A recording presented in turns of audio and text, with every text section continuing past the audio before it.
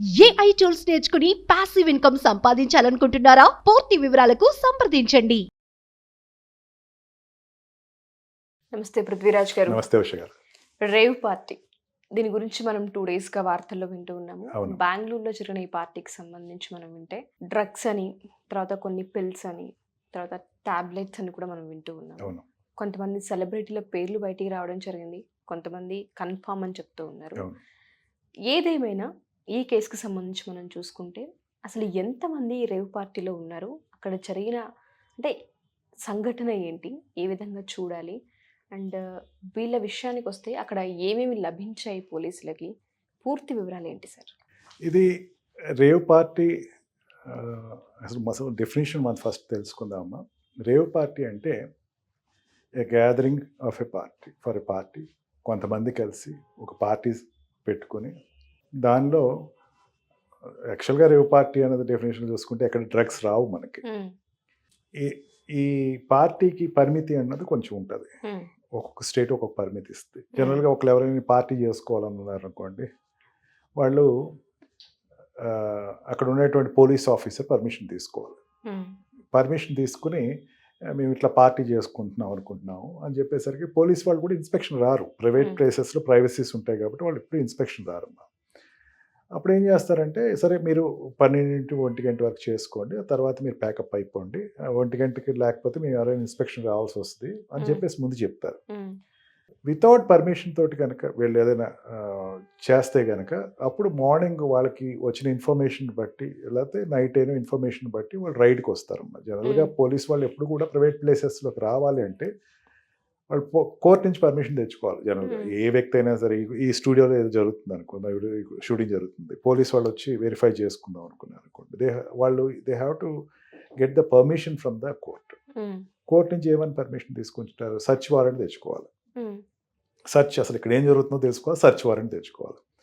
Search warrant తెచ్చుకొచ్చి దాన్ని వాళ్ళు approach అవుతారు. అప్రోచ్ అయ్యి లోపలికి వచ్చి అన్నీ ఎతుకుతారు. ఎతికి ఏదైనా కొన్ని దొరకకుండా వస్తువులు ఏమైనా ప్రొహిబిటెడ్ బై లా ఏదైనా ఉంటే కనుక వాళ్ళు సీజ్ చేసి దాన్ని అక్కడున్న వాళ్ళందరినీ, పార్టిసిపెంట్స్ అందరినీ అరెస్ట్ చేయడం జరుగుతుంది అనమాట.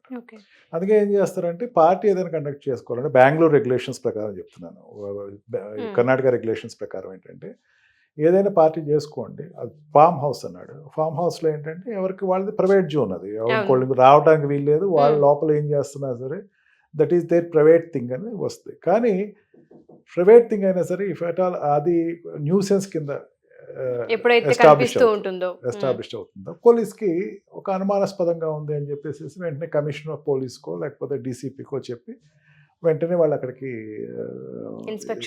సర్చ్కి వస్తాం జరుగుతుంది. దీనిలో ఏమైందంటే రేవ్ పార్టీలో వాళ్ళు evening 5 to next day evening 5 వరకు పార్టీ అన్నారు. పార్టీ చెప్పినటువంటి రెగ్యులేషన్ 24 hours. ఖచ్చితంగా పోలీసు వాళ్ళు చెప్పు ఉండకపోవచ్చు. పోలీసు వాళ్ళు చెప్తే కనుక పోనీ ఎంత కొంచెం టైం ఎక్స్టెండ్ కావాలండి అని చెప్పి వాళ్ళు మేనేజ్మెంట్, ఫామ్ హౌస్ మేనేజ్మెంట్ ఎవరైనా చెప్తే కనుక దాన్ని వాళ్ళు ఆటోమేటిక్గా సరే అయితే కొంచెం చేసుకోండి కాబట్టి క్లోజ్ చేయండి అని చెప్పేసి చెప్తారు. వాళ్ళు తొందర పెడతారమ్మా. ఇదే కాదు, ఏదైనా ఒక ఈవెంట్ జరుగుతున్నప్పుడు అది నీకు ఇన్స్పెక్షన్ రావకూడదు అనుకున్నప్పుడు ప్రికాషన్స్ తీసుకోవాలి. వీళ్ళు కంటిన్యూగా వాళ్ళు పార్టీ చేసుకుంటాం, సెలబ్రేట్ చేసుకుంటాం అన్నది ఎదురు పోలీస్ వాళ్ళకి అనుమానం వచ్చి కమిషనర్ తోటి వితౌట్ సర్చ్ వారెంట్ వెళ్ళి అక్కడికి వెళ్ళటం జరిగింది పోలీస్ వాళ్ళు. పోలీస్ వాళ్ళ కథనం ప్రకారం ఏంటంటే, బెంగళూరు వాళ్ళ పోలీస్ వాళ్ళ ప్రకారం ఈ 150 మంది దీంట్లో పార్టీలో పార్టిసిపేట్ చేశారు. 110 to 150 ఉన్నారు. కొంతమంది పంపించేసామంటే దాంట్లో ఏదో 2 డీజేలు ఉన్నారన్నాడు, తర్వాత బ్యాండ్ వాళ్ళు ఉన్నారు. వాళ్ళ సంబడి వాళ్ళు ఆర్గనైజర్స్ ఏర్పాటు చేసినట్టు ఉంటారు. వాళ్ళు డబ్బులు ఇస్తే వాళ్ళు వస్తారు, చేసుకుని వెళ్ళిపోతారు. వాళ్ళు పార్టిసిపెంట్స్ కాదు, వాళ్ళు ఆ ప్రోగ్రామ్ ప్రమోటర్స్ అయి ఉంటారు. వాళ్ళ వరకు పోయిన తర్వాత ఇంకా 110 మంది ఉన్నారు, వీళ్ళని అరెస్ట్ చేసాము అంటారు. పార్టీ చేసుకున్నప్పుడు మళ్ళీ ఇంకా 2 ఆస్పెక్ట్స్లోకి వద్దాం ఉషా. దీంట్లో ఒకటేంటంటే, నువ్వు లీగల్గా నువ్వు ఎటువంటి ఏదో లిక్కర్ కన్జ్యూమ్ చేసావు, లేకపోతే ఓన్లీ ఇండియన్ లిక్కర్ లేకపోతే ఫారెన్ లిక్కర్ కన్జ్యూమ్ చేసావు, నువ్వు డ్యాన్స్ చేసుకుంటున్నావు, నువ్వు మిగతావి ఎటువంటి అసభ్య కార్యకలాపాలు చేయట్లేదు అంటే వాళ్ళు కూడా పంపించేస్తారు.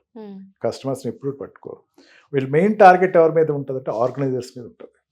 ఆర్గనైజర్స్ అండ్ ఆ ప్రిమిసెస్ ఇచ్చినటువంటి ఫామ్ ఓనర్ ఎవరైతే ఉన్నారో వాళ్ళ మీద ఉంటుంది.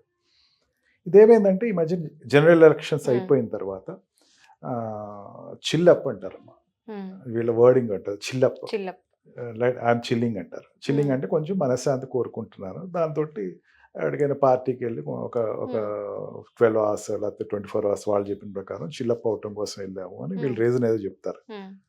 ఇప్పుడు వాళ్ళ తీసుకున్న రీజన్లు ఏంటంటే అక్కడ నార్కోటిక్ డ్రగ్స్ దొరికాయి అని పోలీసు వాళ్ళు కథనం. ఎప్పుడైతే వాళ్ళు ఎంక్వైరీకి వెళ్ళారో వాళ్ళ దగ్గర నార్కోటిక్స్ కార్లన్నీ సీజ్ చేస్తే దాంట్లో అది లభించిందా సార్? లభించింది. లభించిన తర్వాత కూడా వీళ్ళకి రాదు, పార్టిసిపెంట్స్ మీద రాదు. లభించినంత మాత్రమే పార్టిసిపెంట్స్ అన్న వాళ్ళు లాస్ట్ ఆప్షన్ అనమాట. వాళ్ళు ఎప్పుడు వాళ్ళ మీద వాళ్ళు పెనాల్టీ ఇవ్వాలా లేకపోతే వచ్చినటువంటి నార్కోటిక్ డ్రగ్స్ వీళ్ళు కన్జ్యూమ్ చేశారా లేదా. కన్జ్యూమ్ చేస్తే మళ్ళీ ఈ narcotic drugs and psychological substances యాక్ట్లోకి వచ్చేస్తుంది, సెంట్రల్ గవర్నమెంట్ యాక్ట్. దీంట్లో ఏంటంటే ఈ నార్కోటిక్ డ్రగ్స్ కొకైన్ కానీ లేకపోతే బ్రౌన్ షుగర్ కానీ ఈ ప్రొహిబిటెడ్ డ్రగ్స్ ఏదైతే ఉన్నాయో క్యానిబన్ కానీ ఏదైనా ఇవన్నీ కన్జ్యూమ్ చేసి ఉంటే కనుక వాళ్ళ శాతం బాడీలో ఎంత ఉంది అన్నది వెరిఫై చేస్తారు. దీంట్లో అందరూ కన్జ్యూమ్ చేయకపోయి ఉండొచ్చు, 110 మంది కన్జ్యూమ్ చేయకపోయి ఉండొచ్చు. కొంతమంది మందు తాగి వెళ్ళిపోయి ఉంటారు, లేకపోతే మందు తాగి వెళ్ళిపోతే డ్రంక్ అండ్ డ్రైవ్లో కూడా రారు వాళ్ళు, ఎందుకంటే లోపల ప్రైవేట్ ప్లేసెస్ మందు తాగారంటే ఓకే మందు తాగారు అని పంపించేస్తారు. ఈ నార్కోటిక్ డ్రగ్స్ తీసుకున్న వాళ్ళకి అందరూ ఉన్న వాళ్ళందరికీ ఏం చేస్తారంటే బ్లడ్ శాంపిల్స్ తీసుకుంటారు ఫస్ట్. బ్లడ్ శాంపిల్స్ తీసుకుని ల్యాబొరేటరీకి పంపిస్తారు, ఫోర్సోనిక్ ల్యాబొరేటరీకి పంపిస్తారు. ల్యాబొరేటరీకి పంపించిన తర్వాత అక్కడ వాళ్ళు వెరిఫై చేస్తారు నార్కోటిక్ డ్రగ్స్ సబ్స్టెన్స్ ఉందా లేదా, ఎంత శాతం ఉంది అని. మనకి కన్జంప్షన్లో కానీ పొసెషన్లో కానీ ఎక్విజిషన్లో కానీ అంటే పొంది ఉండటం, తీసుకుంటాం, వ్యాపారం చేయటం, ఈ 3 ఏదైనా నార్కోటిక్ డ్రగ్స్లో మళ్ళీ దానికి ఒక 3% చేశాడు. Smaller quantity, minimum quantity, smaller to the commercial quantity అని దాన్ని బట్టి పనిష్మెంట్స్ ఇస్తారమ్మా. స్మాలర్ క్వాంటిటీ అంటే చాలా తక్కువ శాతం తీసుకున్నారు, ఏదో చాలా గ్రామ్స్లోనే గ్రామ్స్లోనే ఉంటుంది. అది తీసుకుంటే దానికి పెద్ద పనిష్మెంట్ ఉండదని కాదు, బట్ పనిష్మెంట్ చాలా తక్కువ ఉంటుంది.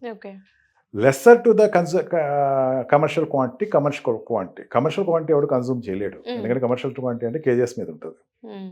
Commercial quantity lesser to commercial quantity కన్నా తక్కువ ఉన్నటువంటిది ఏదైనా వీళ్ళ దగ్గర ఉన్నట్టయితే మళ్ళీ దీంట్లో 2 డివైడ్ చేసుకోవాలి. ఇప్పుడు నేను అనుకుంటే ఏంటంటే వీళ్ళు కన్జ్యూమ్ చేశారు అంటే జనరల్గా ఈ ఆర్గనైజ్ చేసే వాళ్ళు ఎవరైతే ఉన్నారో వాళ్ళ దగ్గర పొసెషన్ అంటే వాళ్ళు కొన్నారు, వాళ్ళ దగ్గర పెట్టుకున్నారు, వాళ్ళ మీద పనిష్మెంట్ ఉంటుంది. ఎవరైతే ఈ పార్టీ ఆర్గనైజర్స్ వాళ్ళే సప్లై చేసే ఛాన్సెస్ ఉంటాయి కాబట్టి సో వాళ్ళ దగ్గర ఉండే అవకాశం ఉంది అండ్ వాళ్ళకి పనిష్మెంట్ ఉంటుంది. వాళ్ళకి 10 years and 20 years మధ్యలో పనిష్మెంట్, 10 నుంచి 20 సంవత్సరాల జైలు శిక్ష ఉంటుంది. అండ్ ఈ కన్జ్యూమ్ చేసిన వాళ్ళు కూడా ఎక్కువ శాతం అంటే ఇప్పుడు 24 hours అనుకోండి, అది స్మాలర్ క్వాంటిటీ ఉన్న వాళ్ళకి పనిష్మెంట్ ఒక 5 years అట్లాగా డిపెండ్స్ అపాన్. 10 years వరకేమో లెస్సర్ టు కమర్షియల్ క్వాంటిటీ, కంటిన్యూగా కన్జ్యూమ్ చేస్తూనే ఉన్నారు, అప్పుడు ఏమవుద్ది lesser to the commercial quantities వస్తాయి, అప్పుడు వీళ్ళు కూడా 10 years పనిష్మెంట్లోకి వెళ్ళిపోతారు ఎవరైతే కన్జ్యూమ్ చేసిన వాళ్ళు. అందుకని వాళ్ళ క్వాంటిటీ ఎంత ఉందని తెలిస్తే కానీ మనకు తెలియదమ్మా అసలు ఎవరెవరు టెస్ట్ రావాలి, రిపోర్ట్స్ రావాలి, ఇవన్నీ రావాలి అని దాన్ని బట్టి వెరిఫై చేసుకుంటాం. ఈ వాళ్ళు బ్లడ్ టెస్ట్లో కనుక వచ్చి ఉన్నట్టయితే కనుక వాళ్ళు నార్కోటిక్ డ్రగ్స్ తీసుకుంటాం, కన్జ్యూమ్ చేయటం అండ్ చిల్లప్ అన్నది ఏంటో అన్నది కోర్టు చాలా సీరియస్గానే తీసుకుంటుంది.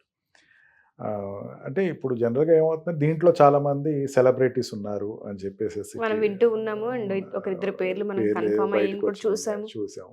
ఈ సెలబ్రిటీస్ జనరల్గా పార్టీ ఎవరైనా పెట్టుకుంటే అమ్మా దాన్ని ఎక్స్చేంజ్ ఆఫ్ వాల్యూ ఏదో ఎక్కడో చూసాను, నేను చదివాను, మన వీడియోస్లో చూసాను. 50 lakhs వరకు ఎక్స్చేంజ్ ఆఫ్ పార్టీ కాస్ట్ అన్నాడు.